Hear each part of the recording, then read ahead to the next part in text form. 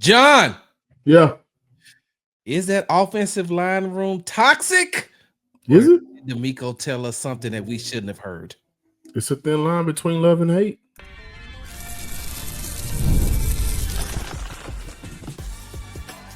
You are Locked On Texans, your daily podcast on the Houston Texans.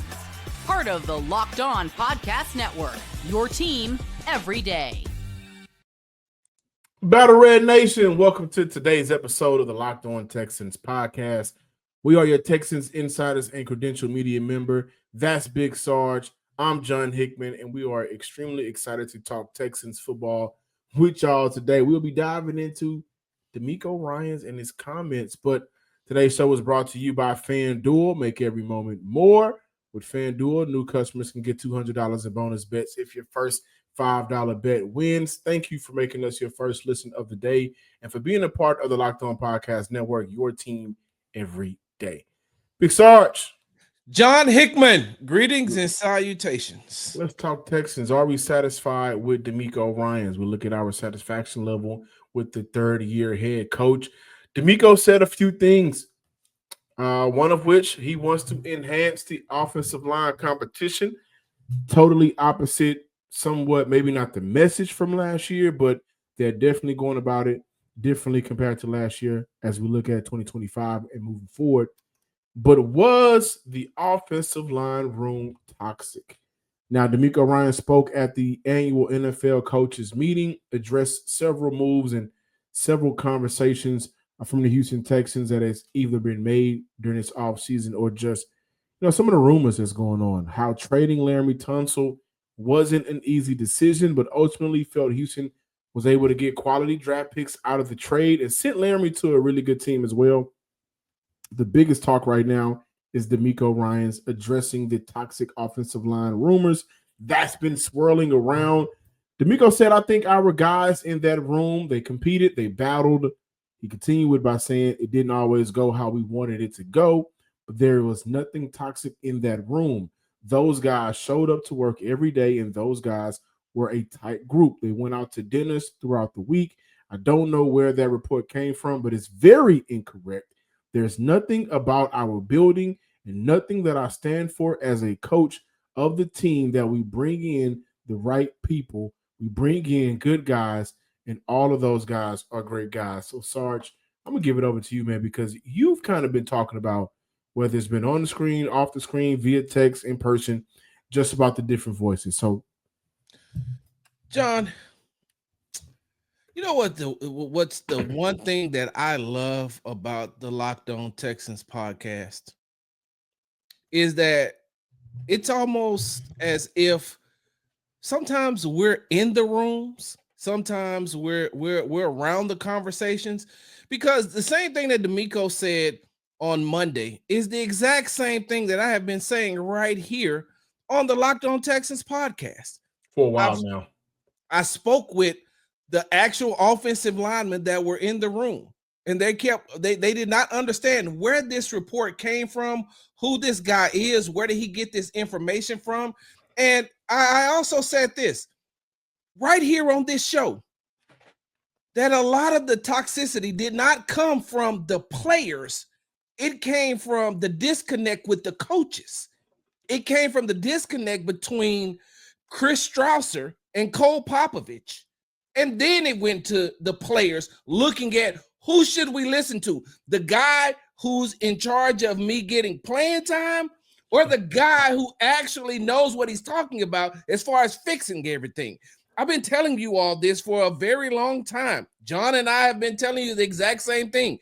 There was nothing toxic about that locker room. Listen, John likes to make jokes all the time about the big guys being models as far as their dressing is concerned. And they're, at one point, I think John even thought, hey, man, these guys are a little bit too big to be wearing European cut type clothing. But that's another story. Man. That wasn't me, man. That wasn't me. Now, John, hey, look, John, I know, listen, I don't want to insult you because I know you know this part. You grew up in a time where you seen offensive linemen not wearing those style of clothing. They would come to the game in maybe a suit, maybe, if they were forced to. But for the most part, they got on jeans and a shirt, a jogging suit or something like that. And so, between Titus and Shaq Mason and Laramie Tunsil, of course, they kind of changed up the stylish game for big men as far as the Houston Texans are concerned. So I preface that to say this: those guys were too close with each other for them to be toxic towards each other. They did not dislike each other. Now, I will say this. There was some guys in that offensive line room that was upset because they weren't getting playing time. But that was more of production on the field. That was more of them not producing on the field or them not looking good in practice. Some guys felt like they should have been inserted into the starting lineup, and DeMeco was like, no, you haven't proven it to me yet. So it wasn't toxic. It's exactly like what a family is. Everybody in a family don't get along, John. But a family can be extremely toxic. And I think when I kind of look at some of the things that were mentioned today, like DeMeco having he said having one voice with Cole Popovich. Cole is a good offensive line coach. He continued by saying, thing for me is having an offensive coordinator and offensive line coach in Cole and Kaylee. They've worked together before, but essentially the flow of information is the same. We're not trying to see how we're going to do things. We know how we're going to do it, and now our players will get that communication clearly and direct, and now our guys can go out and execute exactly what we're coaching. And so I don't think the word toxic should have been used, because when you hear toxic, you think like your mind runs wild and you think of the worst. Yep. But maybe confusion. However, the definition of toxic is very harmful and unpleasant in an insidious way. And that's how you can describe the protection for CJ Stroud last year. For sure. That word sounds like something I'd use by definition to describe a unit that by week 7, many of us with odds said they needed at least 2 offensive linemen next year. And by week 16, that number was bumped up to 3. Also mentioning the one voice to lead the group, implying that wasn't the case last year. That is toxic. And read also that saying when you finish, read that definition when you finish. When you finish, can you read the definition again? Absolutely. And also saying we're not trying to see how we're going to do things. We know how we're going to do it. Right? I mean, this wasn't the case for nearly 20 games in your franchise quarterback's second year. That sounds like a toxic situation where the communication isn't clearly and direct like you needed to be for your franchise quarterback. And so confusion should be the word that is used to describe the situation last year. However, because of the many different moving parts, coaches, communication, getting it in off the field. You mentioned one time how the left side was on one page and the right side was on a totally different page. And that's dangerous to play when everybody know y'all can't pick up blitzes and stunts. Yep. So, yeah, it was somewhat of a toxic situation. Yeah, there was no gambling going on. Like it wasn't like Memphis Grizzlies locker room where you got to worry about what y'all gonna do. Nothing like that. It's not like that. Yeah. But in terms of playing and what makes a unit successful, it was when you got, again, to your words, half of the line doing one thing and the other half doing something else. And you're getting your quarterback killed in an insidious way. That is very toxic. Read that definition for me one more time, please. The definition of toxic, at least one of them. Very harmful or unpleasant in a pervasive or insidious way. Okay, so now, if we were saying that the Houston Texans offense as a whole was that way, I would be like, okay, I get it. If we were talking about Bobby Slowick and his offensive play calling, I'd be like, yeah, that kind of fits. If we're talking about Chris Strausser, I'll be like, yeah, that fits right in. But if we're just breaking it down to a specific unit, I can't say that. And I can't say that. Why? Oh, this. Can we let's go to break and let's come back to bring that for sure. Because I think that if you don't have that in that unit, you may see a different CJ, you may see a different offense, you may see a different outcome. Let's bring it back. Yeah, and then we'll talk about enhancing O-line competition, which is something that DeMeco Ryans talked about at the annual coaches meeting. We got more Locked On Texans on the way. But first, this is the perfect time to let you guys know about Monarch Money. If you ever check your bank account and wonder where did all my money go, for me, it's the subscriptions. Grammarly for work, PFF for what I do with you guys, and many more. It's easy to lose track throughout the month and wonder why you're wondering where your money is going. That's where Monarch Money comes in. Your personal CFO giving you full visibility and control over your finances. Monarch Money isn't just a budgeting app. It's a complete financial command center. You can track all of your accounts, investments, and spending all in one place. So you can just stop managing your money and start building wealth. Instead of juggling multiple apps, you can use Monarch Money to check your finances, track spending, and even long-term planning for goals. And also manage your money with your partner. You can do that with them, and it's even smoother than ever. You can track shared and personal accounts, set goals, and stay on the same page without the stress. Take control of your finances with Monarch Money. Use code LOCKEDONNFL at monarchmoney.com for 50% off your first year. That's monarchmoney.com, code LOCKEDONNFL for half off of your first year.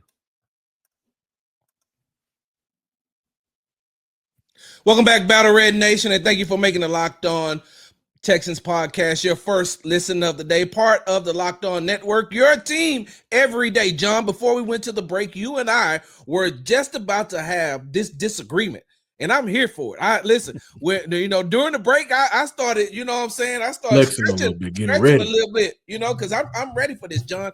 You were about to disagree with me about what I said about the offense. The offense as a whole could be seen as toxic, but I wouldn't just break it down to one unit as being toxic. And you were about to disagree with me on that, right? Well, yeah, and I don't want to use the word disagree, but I just want to maybe make a point to how that situation led to the rest of the offense. Because if I'm hearing my coach say things like, the thing for me is having an offensive coordinator and an offensive line coach, and essentially alluded to being on the same page, that takes me back to what was going on last year for nearly 20 games. And if he continues by saying, they spent a lot of time together, the flow of information sped up drastically, but then he goes into saying, we're not trying to see how we're doing things. We know how we're going to do it. Yeah, if that's not the case for nearly 20 games last year, which is what we saw, right? I think the only time that we could say, man, everything was working perfect, week 1 against Indy, and maybe the Patriots game, where we were like, man, everything is kind of working perfectly for the Houston Texans right now. Chargers game in the playoffs, right? And again, CJ turned it up because offensive line was breaking down, right? But if we see that unit coached by Chris Strausser, who was already reportedly rumored, it's kind of 1 foot in, 1 foot out. Yeah, definitely. Right, and so that's a toxic situation for everybody to have to deal with. The receivers coach, the offensive line, the offensive coordinator, running backs. Like, everybody has to play position into making sure that everybody's getting the best out of their group. But he's not.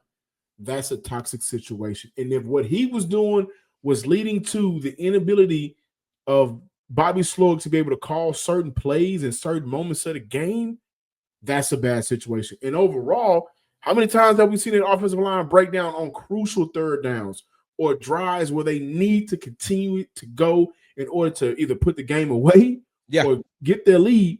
Offensive line breaks down. So that's why I think that one room, we can credit that room to a lot of the toxicity for that team, because they were that bad. So and now that you said that, I kind of get a clearer understanding of what you're saying, because John, you can be in a toxic relationship and not be the toxic one. Like, you can be a part of a toxic situation. For all of my brothers out there that just was sticking it through. Right. Like, you could be in a toxic relationship and not be the toxic one, but have a lot of toxicity around you. And so the way that I was viewing it, right, and you just opened my eyes to something different. The way that I was viewing it was, they were saying that the players were toxic, and they weren't toxic towards each other. Now, I'm going to use my military background real quick. I've been a part of toxic leadership where where the command, the people that's in charge, the command group, they don't get along. And when they make it a toxic environment, they make a toxic work environment. But the soldiers aren't toxic because they still get along and they realize that, hey, whatever they're going to do is what they're going to do. And so I will say that as a whole, the offensive line room as a whole was toxic because of the leadership. I don't think that the players were toxic. I don't think that the players in the room were toxic. Was there, everybody's not going to get along. So yes, there were players inside of that room that did not see eye to eye. There were players inside of that room that, because you look at it like this, John, we're talking about the National Football League. You're playing at the highest of the highest level. You're playing with guys who have been the best starting from Pee Wee football all the way through college. And in their minds, they're like, yo, I'm here. I should be playing. But maybe you haven't jumped up to that next level to be on the field. So, you know what you said, I'm now wondering how many of those guys, and I'm going to name drop, and I don't want to be disrespectful when I say this, but how many of those guys are probably looking at Ken Green like, man, I should be out there right now? Yeah. Hey, listen, let me tell you something. Let me tell you something. There were at least three offensive linemen inside of that room that felt like that they should have been playing over Kenyon Green. And they probably Shaq Mason. I don't want to leave Shaq Mason as well. Hey, listen, he should have never came back in the playoffs game. There was at least two players that felt like that they should have been playing before Shaq Mason. I'm going to tell you another thing, John. And I know we're going to talk about the satisfaction levels with DeMeco Ryans a little bit later on, but John, there was a lot of players on that team that was not happy that DeMeco put Shaq Mason back in the starting lineup against the Kansas City Chiefs. Yeah. Like, that didn't go well with a lot of those players in that locker room because they seen what Juice had been giving them. They liked the trajectory of where that offensive line was going, and they are also looking at, if it ain't broke, don't fix it, right? Especially after you just kind of rigged it to make it work, right? You put the batteries in the freezer to get some extra juice out of it. So now what does that do, John? Because that situation happened that you brought up. Exactly. It starts with the leadership. Now, John, speaking of leadership, DeMeco also talked about enhancing the offensive line competition coming in this into training camp this year by adding, the veteran offensive linemen in Laken Tomlinson and Cam Robinson and Trent Brown. And he said that he brought them in because, one, they're veterans. They've been playing a long time. Two, a little competition ain't never really hurt anybody.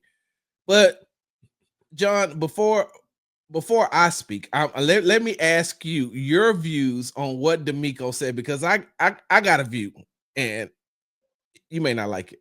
Nah, I mean, for one, I think we both been saying it here on this show for a very long time. I mean, since these moves have started being made, the competition where that C word is getting up there with scheme now for me.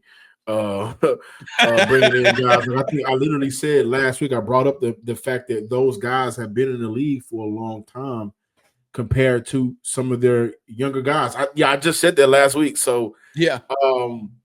I really do think nobody's told me this. I haven't spoken to anybody about this, and I hope you guys know me well enough to know if I bring you something that I've been told, I'll give it to you in a way that you understand it and let you know I've been told this. But I really do feel like that's been DeMeco Ryans' thought process this whole time, not only with the offensive line room, but the wide receiver room as well, and that they will get that next star or that next anchor in the draft. They'll find it in the draft. So, I mean, I know you don't like it. I know a lot of people don't like some of the moves. I think a lot of people are complacent with the moves. I think a lot of people are just maybe excited to move on from Laremy Tunsil that some people may have not been fond of. But the fact remains is, they haven't brought in a player to replace that talent or the production that talent gave you. And so competition is nice, but what you can't do, and I don't think that they will because Cole Popovich is running the show, but you can't have a singular voice leading the charge and then the voice that's falling on those ears, and it's not deaf, but they just can't comprehend what they want to get done. And so now you're looking at talent last year that didn't work out. Now you're looking at maybe having to over scheme for players that just can't be productive in what you're looking for. John, you've been around. Like I said, I'm not going to insult you this show by talking about your age, how young I am, right? But John, you've been around long enough to watch that Willow Ridge team from back in the day that had T.J. Ford and Daniel Ewing and how they were just able to beat people. And I'm talking about from Willow Ridge High School here in Greater down the Houston. street from the crib. I also have one of their state championship shirts somewhere in my granny's garage. Hey, John, you also were around to watch the run that Jack Yates made during the time when they blew Sterling out, and I remember Lee parents on TV. I think it was Lee High School crying about how they should stop playing after 100 points being scored. So with that being said, John, I just told you about two teams that and I know it's from basketball, high school basketball, but I just told you about two teams that, John, that when they stepped onto the court, they really never had any competition. Like, you've got to be good in order to compete. There was nobody really to compete against Willow Ridge. There was nobody to really compete against Jack Yates. I mean, you may give them some, you may give them some tough stretches, but competing against them is something totally different.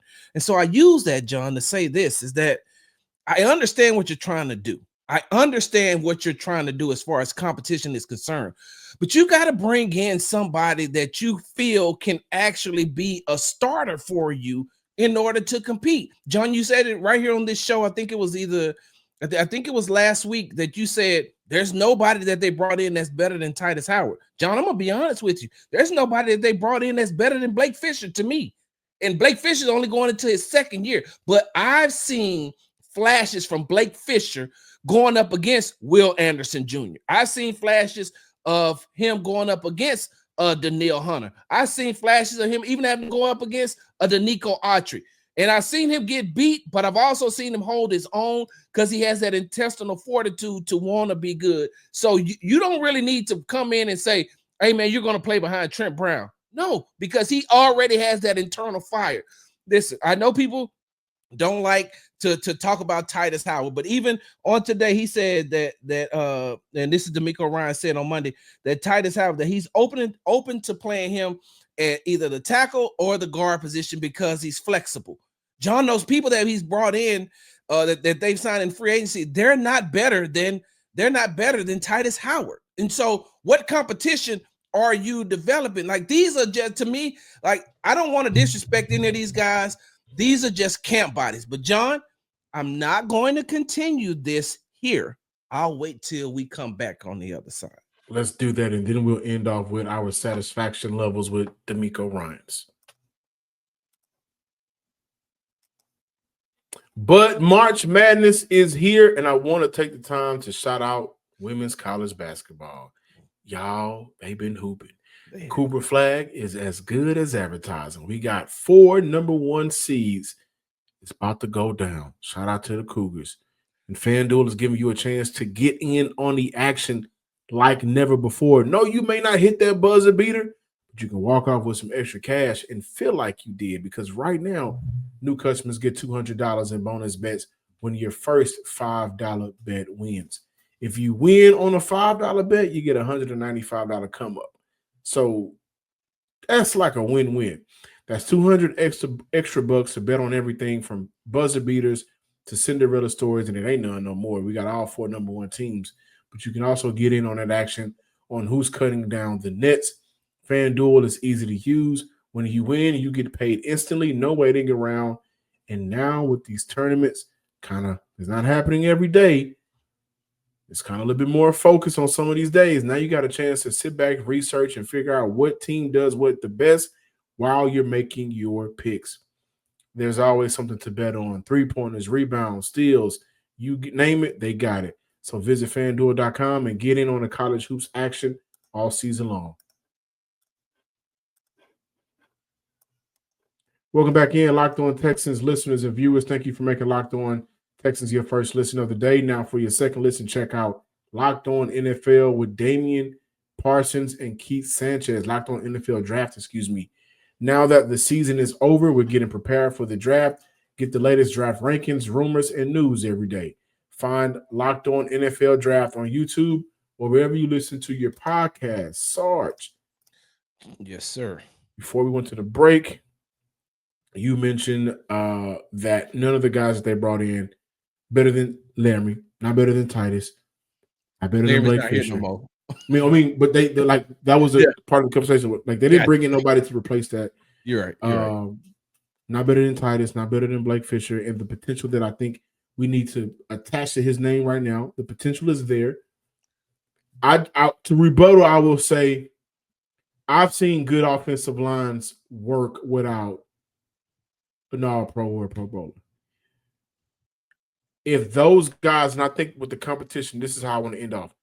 If those guys are, coming in, blank canvas, nobody's name is written in stone, and those guys just outperform the players that are already on this roster, to me, I would say that maybe because of they know exactly what Cole Popovich is looking for.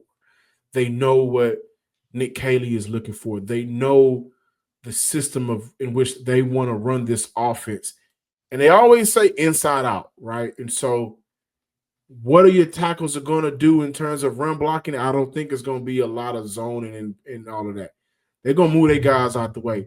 The guards for this offense, I think, is what's going to be really important moving forward for the success. And I think that's a big reason why those guys like the Kenyon Green and Shaq Mason and said, if you were not able to give us what we needed last year, you're not going to be able to do it moving forward. So Thomason, Ingram, even with Trent Brown, I think those guys, we can look at Trent Brown like a camp body. We can look at him like insurance. But we can also look at him and say, maybe he can come in because and compete for a starting role because he just knows what this guy's looking forward to.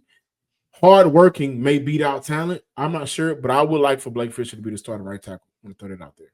Yeah, and I'm just going to say this, John, and I don't want anybody to take this the wrong way because I don't want my words to be misconstrued. I'm not saying that the guys that they brought in, that they signed during free agency can't play. I'm not saying that. No. I'm not saying that they don't have the talent to play.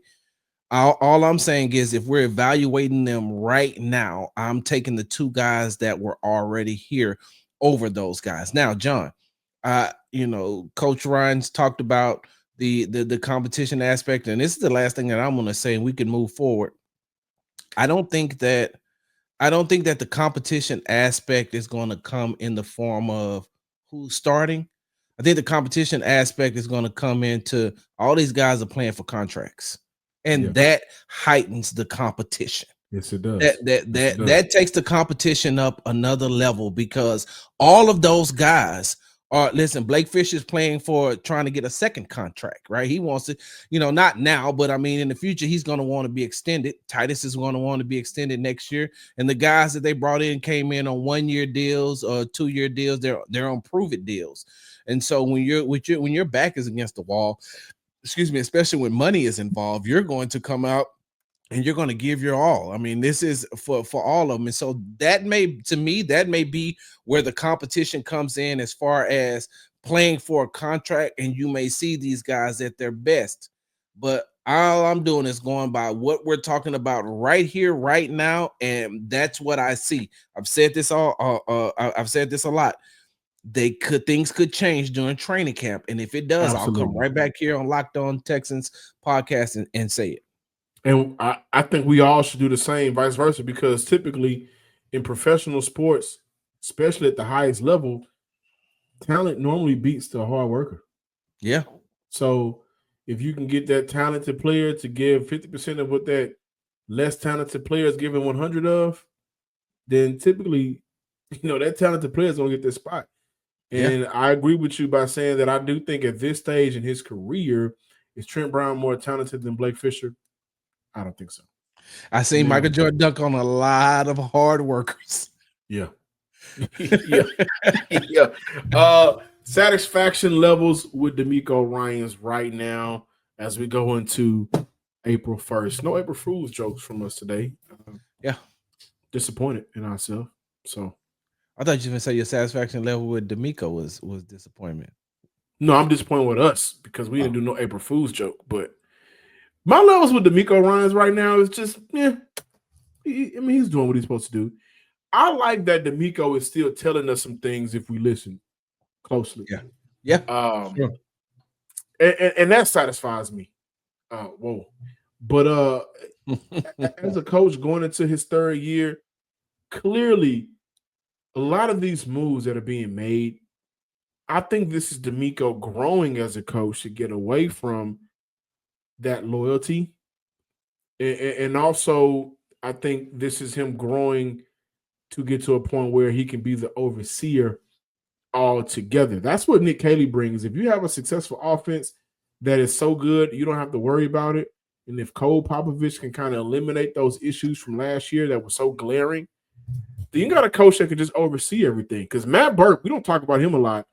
I mean, we always say DeMeco's defense, but make no mistake, Matt Burke is over there coaching his ass off too. Oh, great guy. Yes. So my satisfaction levels right now with DeMeco's, I think he's doing a good job of just bouncing back from disappointing year 2 for his standards and growing as a coach. I'm cool with him right now.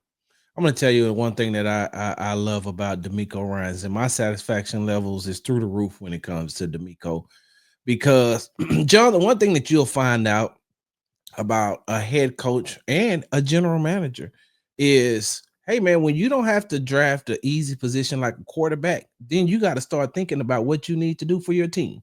Like, it's easy. Like right now, it's easy for the Tennessee Titans. They know they need a quarterback. They're not looking. Cam Ward is the guy. Yeah, right. They're not looking for anything else, right? The Giants know they need a quarterback. The Cleveland Browns know that they need a quarterback. And so when you're looking at these teams, the Raiders, they need a quarterback. So it's easy for a head coach to be like, well, I mean, I'm just looking for a quarterback, so I don't really have to think about too much because I know what I'm going to take first in the draft. But when you look at a person like a DeMeco Ryans, I think that his management skills have been put to the test, and he's hit on some, he's missed on some. We just got through talking about how I felt like he missed on putting Shaq Mason in the divisional round playoff game against the Kansas City Chiefs.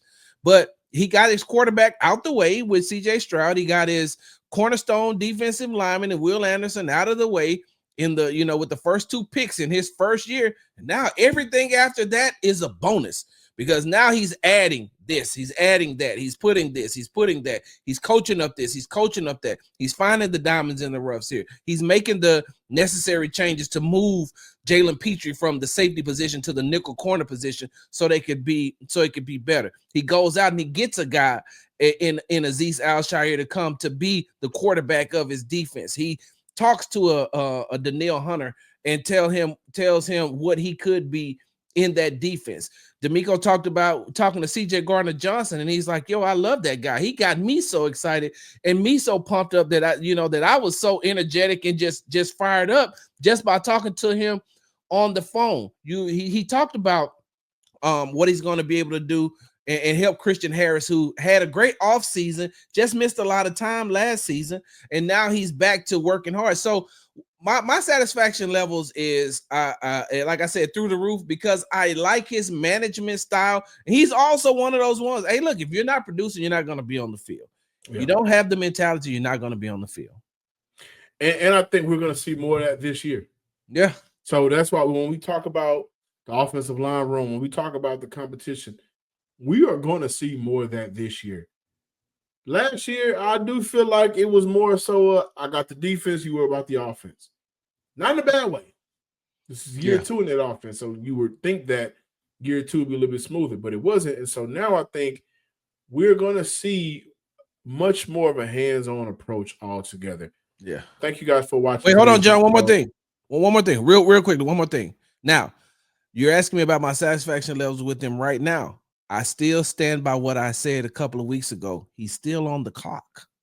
Yeah, absolutely. Oh, yeah, no doubt about it. He's on the clock. Casario's on the clock. Katie, Cole. I be doing work on the clock. We all on the clock. So the clock can be your friend or your enemy. Thank you for watching today's episode. As the clock runs down for us, please be sure to subscribe, like, and comment on YouTube and wherever you listen to your podcast. And make sure you follow me on the app formerly known as Twitter at Big Star Sports with the Z at the end. Until next time, ladies and gents and Texan fans across the world, Go Cougs. Peace.